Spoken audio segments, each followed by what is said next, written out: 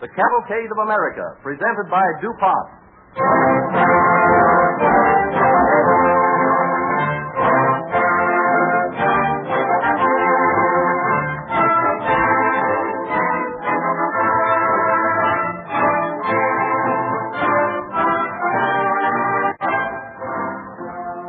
This evening, 41 members of the orchestra and cast of the Cavalcade of America, presented by DuPont, give you a program that is in the nature of a birthday party. For this evening's performance of the Cavalcade of America is its 52nd, ending a full year on the air. This evening's program brings you two dramatic stories of the humanitarian side of America's progress. The first episode concerns a hospital of many years ago, a place of startling contrast to the fine institutions of today, completely equipped with every modern aid and staffed by skilled doctors, interns, and nurses. Research chemistry has helped in this progress by providing such products as bases for medicines that help cure illness and allay pain, and safety X-ray film, an important aid to diagnostic work. Thus, medicine is still another field in which the research chemist is helping to make good the pledge described in DuPont's phrase, better things for better living through chemistry.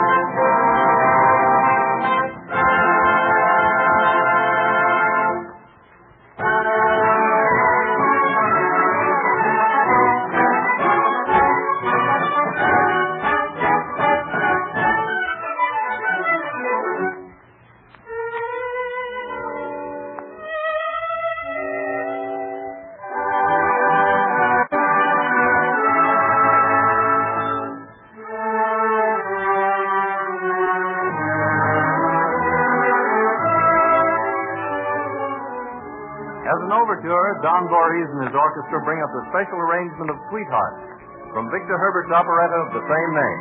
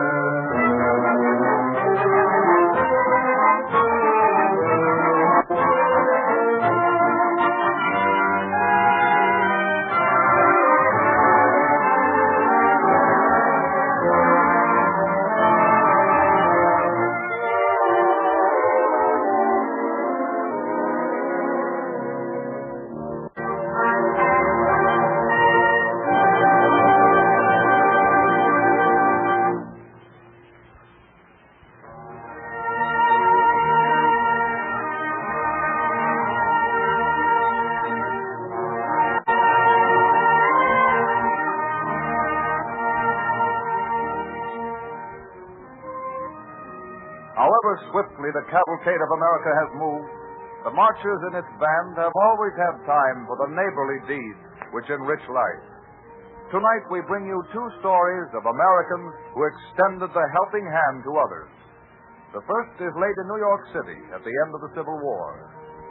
In the home of the Schuylers, Young Miss Louisa Lee Schuyler lies severely ill from the exhaustion of her war work. Lying in her bedroom, she talks to her younger sister, Georgina. Georgina, what's the matter? Why are you crying? Won't you tell me? Someone has to, I suppose. Has the doctor some bad news about me? I think he's known from the start. But it was only yesterday that he talked to Father about you quite frankly. What did he say? It'll be a long time, Louisa, before you're well. How long? Months? Years? 2 or 3 years. Maybe longer. That is a long time. The doctor tried to console Father by reminding him you were a heroine. He said your name would go down with Clara Barton for your wonderful work in assembling food and medicine for our men. I haven't minded this illness so much until now. But how?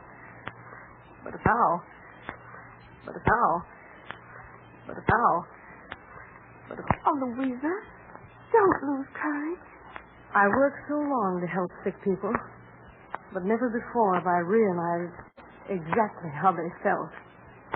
The isolation, the loneliness, the hopelessness of marking time for so long. You'll get well, Louisa. Well, if I do, I'll never again be like most people. Take my happiness for granted.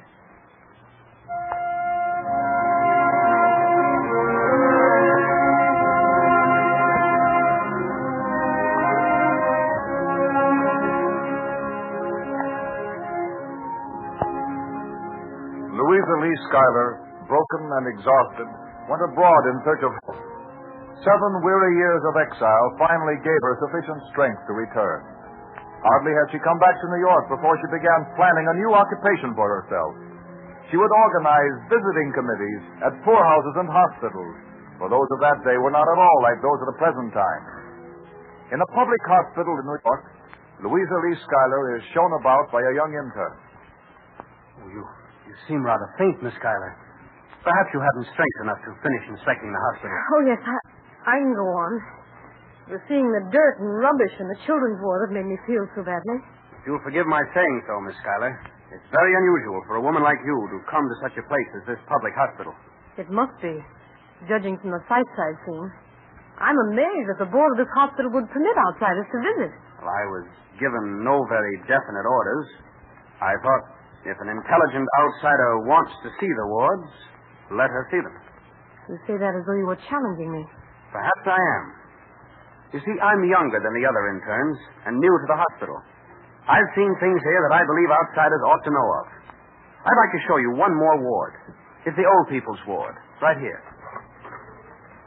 Afternoon, Doctor. Bring a visitor in at this hour? You can't see anybody now. Miss Schuyler has special permission from the board. Oh, beg your pardon, miss. Well, Robert, you show her around. I'm going to get my dinner. Good day to you. Who takes her place? No one. A night watchman makes rounds of all the wards. But there are 800 patients. Yes. No one gets much attention at night. Miss, would you talk to me, please? Well, yes. It's been so long since I've seen anyone young. Well, I'll gladly talk to you. Do you like custard? I've still got some left in this basket. I've even brought a spoon. Thank you. We're always hungry here. Would you like me to bring you something from the outside? I could bring books or fancy work. Could you bring me clean clothes, if you've any old ones about your house? I'll see that you get them tomorrow. I'll bring them. God bless you, miss.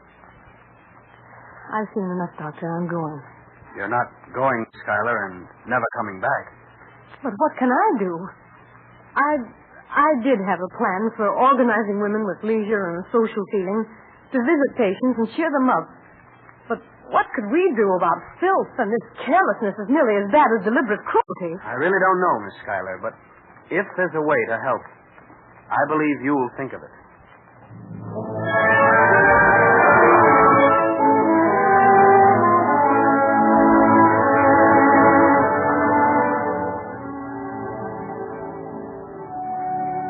by the spectacle of dirt and careless attendance in the public hospital, Louisa Lee Schuyler realized that no mere visiting committee could remedy the situation.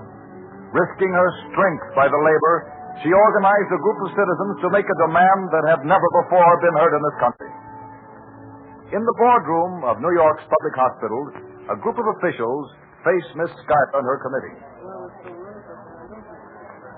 Ladies and gentlemen, we are to take a vote on the question of throwing open the wards of our hospital to nurses from a school founded by Miss Schuyler's committee.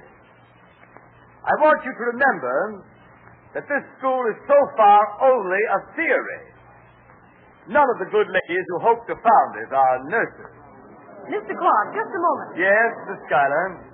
I may not be a nurse, but I know about sickness. I was ill for years, and I know how a sick person cherishes small comforts.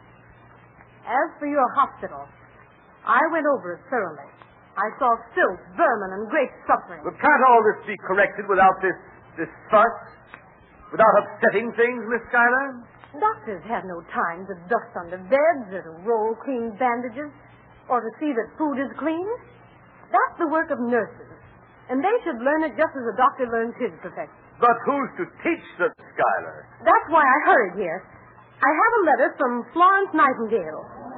All of you know her work. She saved thousands of lives for England in the Crimean War and thousands since at St. Thomas Hospital in London.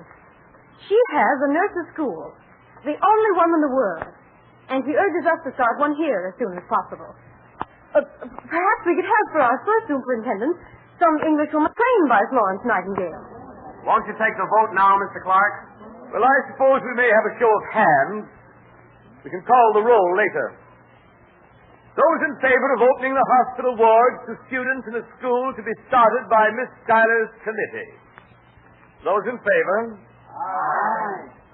Those opposed? Well, there's no need for a roll call. The motion is carried. As soon as possible, our wards will be staffed by members of the new school for nurses.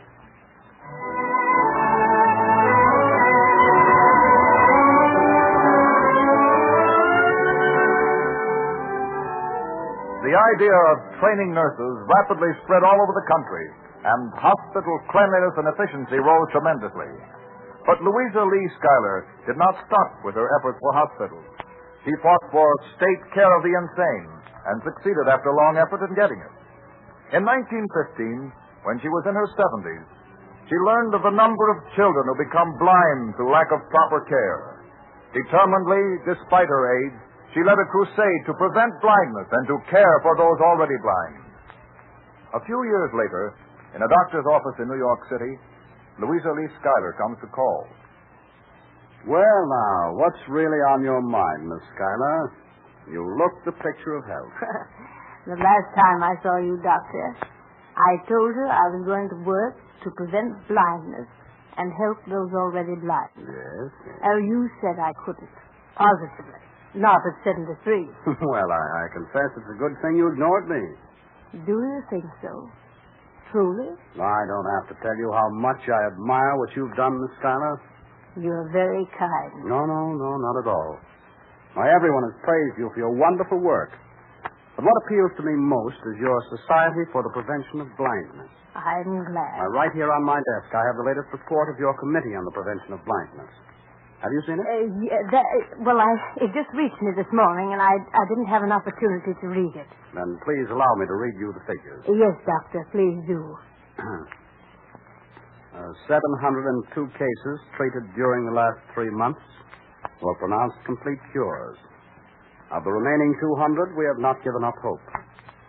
Some may yet be saved for useful, happy lives. Oh, the figures are getting better all the time. Yes, they are, Miss Schuyler. And I congratulate you. Thousands saved from darkness. Bless your name. I'm very glad of that. Because, did you notice how I stumbled coming in?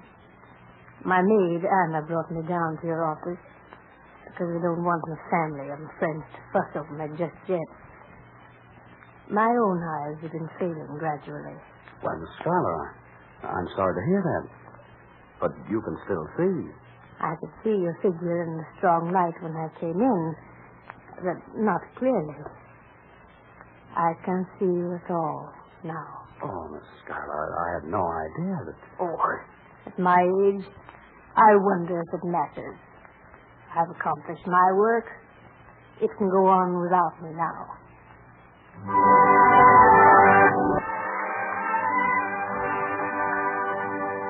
After giving the last years of her strength to saving the sight of others, Louisa Lee Schuyler went blind herself. But even in her blindness, she toiled for her charities until her death in 1926. Led by her example, the trained nurses and the social workers of America have set a high standard of accomplishment. Today, the work of caring for others is the sole concern of countless American men and women.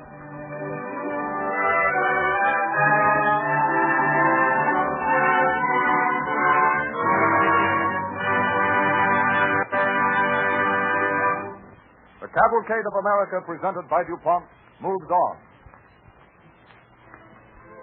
A splendid example of the helping hand in modern privately supported welfare organizations is the Travelers' Aid Society, which within the last 20 years has stepped into a field not previously undertaken. Our story starts in a small Midwestern town, the home of the Austins. It is spring, and at the Austin dinner table, 10-year-old Russell Austin is arguing with his father. Won't you please quit picking on me, Dad? Just for a minute. Oh, but your father's perfectly right about your table manners, Russell. Take care of it. Yes, but he's been fussing at me all through dinner about dozens of things. That'll be all, young man. Finish your dessert. I think it's spring vacation that makes him so restless, Will. I'll be glad when school starts again. Gee, Mom, that's an awful thing to say. Don't bang your spoon around like that. Bring the coffee in the living room, Ellen. All right. I want to read the paper in peace. Now you've worried your father again, Rusty. He worries me, too. Now, that isn't a nice way to talk, son. Oh, Mother, I don't believe there's any nice way to talk. Why do I have to be an example all the time? But dear, your father only wants you to be a gentleman.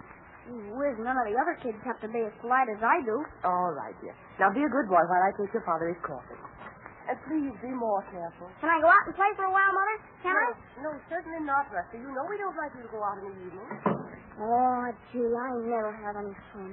Gee whiz. Huh? I've been waiting outside the window for your postman. Oh, hello, Spider. Can you come out? No, can't.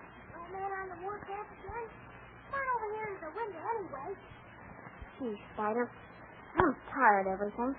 I'm tired of living in Conover and tired of having my family fuss at me. I'd like to go off and forget everything. Would you, Spider? Well, I haven't got much to forget. I wish I lived in, Australia. I'd like to go there and to China and India. Gee, Spider, I read about a boy who ran away and went to sea. You wouldn't dare. I don't know. Maybe I would.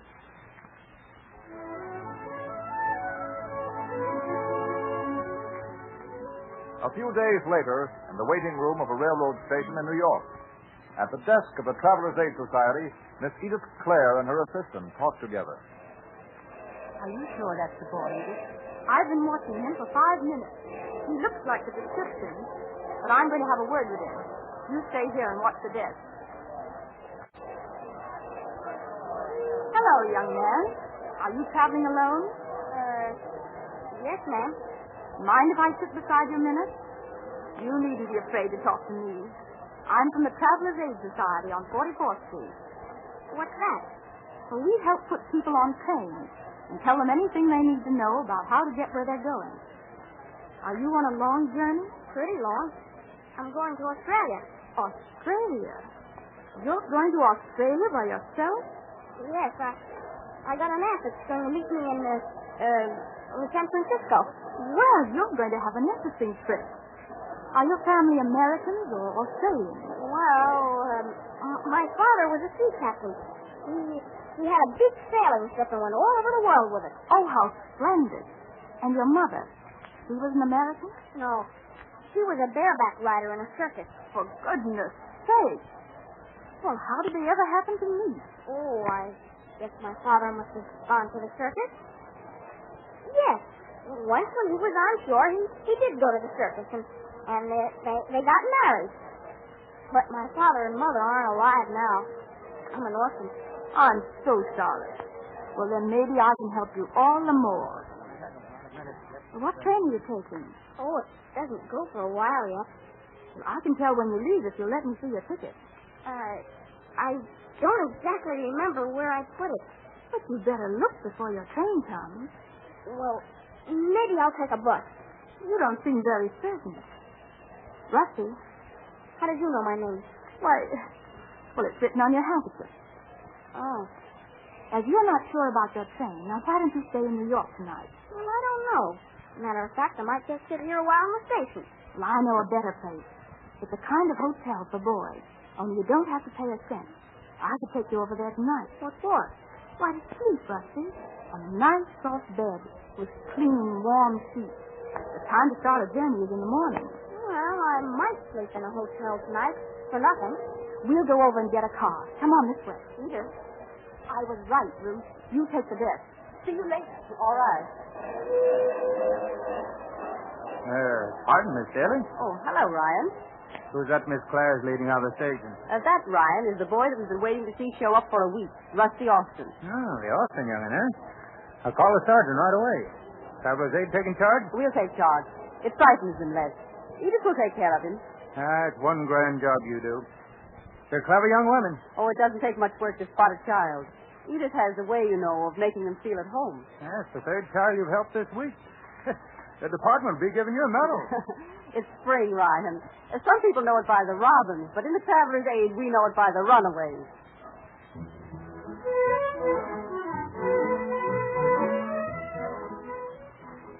In the same way, hundreds of children every year, some frightened runaways, some traveling alone, are cared for by this society.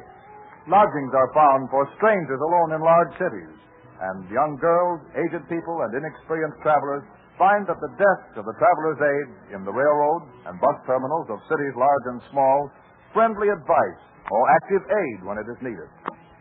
The day after Russell Austin's arrival in New York, at the private home where Rusty has been taken care of, Rusty and Edith Clare of Traveler's Aid have a talk. About how soon do you think you'll have to be leaving us, Rusty? Why, as soon as you want me to. We'd like to keep you all the time, but I'm afraid your father and mother wouldn't like that. My father and mother? Well, I know you told me you were an orphan, but that was because you were pretending to be someone else, wasn't it? Uh-huh. You wanted to live an entirely different life, so you had to seem like a different boy to yourself, with a sea captain for a father. Yes, my family lives in Conover, and they're awful strict. That's why I can't ever go home. Oh, Rusty, of course you can. But they're awfully anxious to see you. No, I can't ever face them. See, I know how my dad feels about being disgraced. You haven't done anything disgraceful, Rusty. All of us think we want to get away from home sometimes and see the world. Only next time, wait till you're older, and then tell your dad about it first. Will you? That's the way to have the most fun, you know. And Rusty, your mother and father are coming here tonight. They're coming here? Well, they've been looking for you. Now, you're not going to be scared, are you? Sure, I'm scared. I wouldn't mind going back, but it's meeting Dad right at first bothers me. Well, I'll talk to him a while and explain everything. How's that? Would you tell him I guess I got kind of sore and started going down the road almost before I thought. I'll tell him. So when you start over about meeting him yourself, just come in the next room, will you? I'll be in there. All right, Miss Clare. I will. Don't worry now, Rusty. If you want me, just call. Mrs. Austin. Oh, Miss Clare. Is he here? Oh, why did he do it? Well, that's something parents usually know better than anyone else, Mrs. Austin. Oh, we've had a terrible winter. There's been business trouble to plague us. Mr. Austin's been nervous and overworked. Everything was settled last week, but not until after my boy ran away. I wouldn't attach too much importance to Rusty's leaving home, Mr. Austin. Hundreds of children do it every year and regret it. It's one of the biggest responsibilities that comes to us in the Traveler's Aid. Your organization did a splendid job of finding him. I'll never be grateful enough. Oh, when he comes back, I'll never let him out of my sight. Mrs. Austin, we don't like to give positive advice to people on how to train their children. But from what I've seen of Rusty, I think he's had too much watching. Yes. I know what you mean, Miss Claire. Well, yes, but you can't be too careful with a child, Miss Claire. This proves it. Most boys want adventure in their lives, but Rusty's wild for it. He told me, for instance, Mrs. Austin, that you'd been a bareback rider in a circus. What? I've never been on a horse in my life. Now, he knew it wasn't true. He simply wished it were. He wants something unusual in his life, not so much routine. I think I understand. He ought to be here any moment.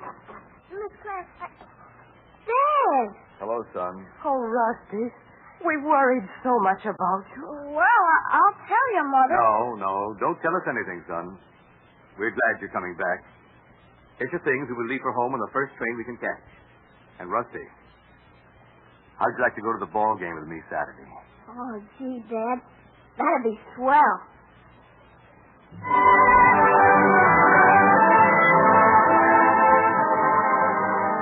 A family is reunited without bitterness or blame, prepared for better mutual understanding in the future. Unobtrusively, swiftly, because its problems are nearly all emergencies, travelers, egg workers endeavor to straighten out any tangles in human destinies that occur while the unfortunate man, woman, or child is on the road. America is a nation of travelers, and each year the society aids more people who have learned its value, who see in its work a true instance of the helping hand.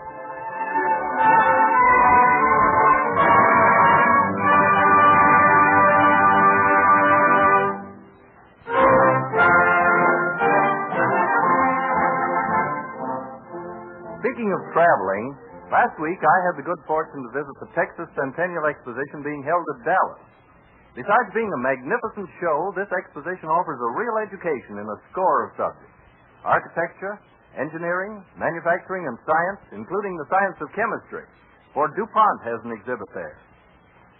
DuPont calls this exhibit the Wonder World of Chemistry, and the visitor can understand why when he sees the marvelous things produced by research chemists that are on display. The exhibit shows how chemists utilize America's natural resources to produce a variety of useful and beautiful products. One section shows how coal tar is converted into gorgeous colors, rare perfumes, and chemicals that make tires last longer.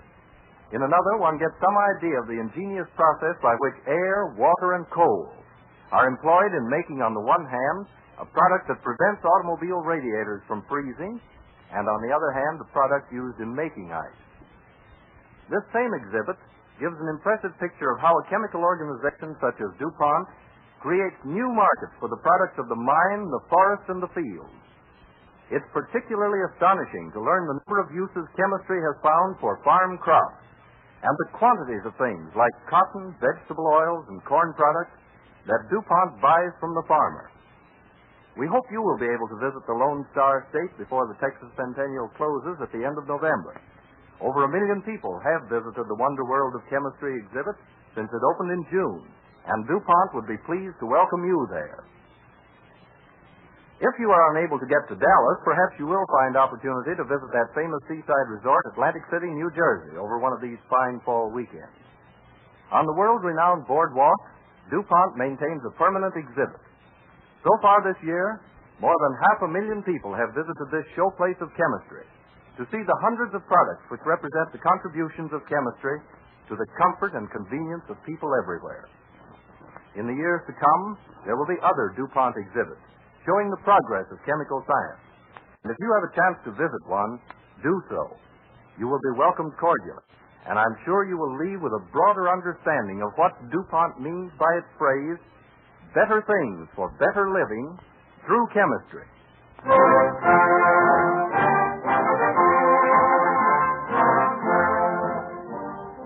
Next week at this same time, we will present stories of the fearless guardians of our coast in lighthouse and lightship, sentinels of the deep, when DuPont again presents the Cavalcade of America.